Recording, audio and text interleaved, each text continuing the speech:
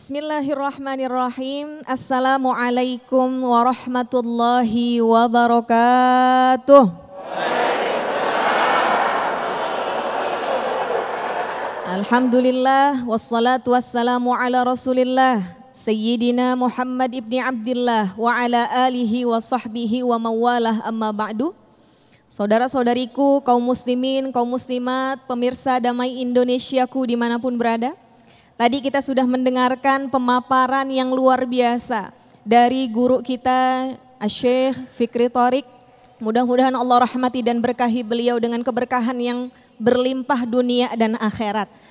Ibu, bapak, kita menarik kesimpulan bahwasanya baginda Nabi Muhammad sallallahu alaihi wasallam yang mendapatkan predikat al-insanul kamil, manusia yang sempurna, tapi ternyata hidupnya nggak luput dari ujian. Para anbiya wal mursalin hidupnya penuh dengan ujian. Kita hidupnya ada ujian nggak? Yang duduk depan saya mukanya muka nggak ada ujian. Ada ujian apa banyak ujian? Banyak ujian, nggak cuma banyak varian ujiannya, betul Bu? Kenapa begitu? Sebab ad-dunya darul ibtila, dunia ini emang tempatnya kita diuji. Selama kita masih hidup di dunia gak akan luput dari yang namanya ujian. Al-Imam Ahmad rahimahullah pernah ditanya. Apa dia ditanya? Mata yazukul abdu ta'mar rohah. Wahai imam, kapan sih seorang hamba Allah dia merasakan istirahat dari ujian? Apa jawaban Al-Imam Ahmad? Inda awwali qadamin yada'uha fil jannah. Orang istirahat dari ujian ketika kakinya udah menapak di atas surganya Allah subhanahu wa ta'ala. Pengen semuanya istirahat dari ujian. Istirahat yang enak, istirahat yang panjang, istirahat yang kagak ada ujungnya. Di mana? Di surga. Ini depan saya muka-muka ahli surga insya Allah. Amin, amin ya rabbal alamin. Maka ibu, bapak, ketika Allah memberikan ujian di dalam hidup kita, jadilah hamba yang berkelas menghadapi ujian itu. Gimana tuh hamba yang berkelas?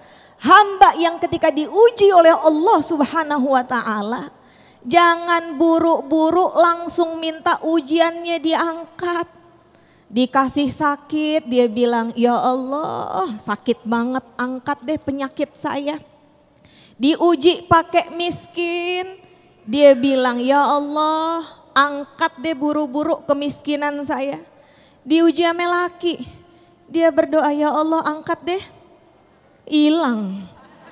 Maka ibu-ibu sekalian yang dirahmati Allah, seseorang ketika menghadapi ujian harus menjadi hamba yang berkelas. Bagaimana tuh hamba yang berkelas? Dia yang berjuang dalam menghadapi ujiannya. Dengan cara apa kita berjuang menghadapi ujian? Pertama, di dalam hati kita harus ada yakin kepada Allah. Bu, yakin sama Allah. Yakin sama Allah Pak.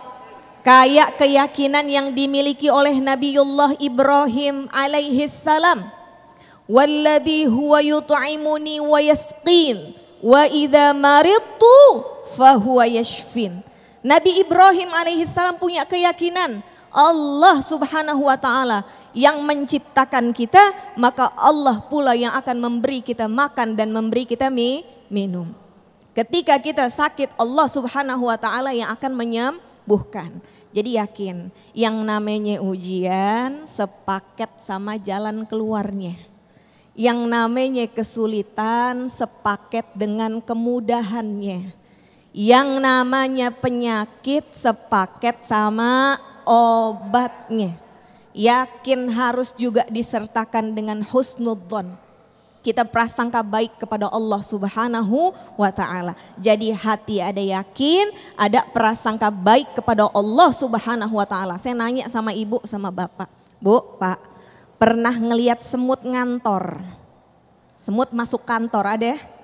Pernah ngelihat kucing buka toko? Tapi semut selalu tahu di mana ada makanan manis. Kucing selalu tahu di mana ada makanan amis, betul?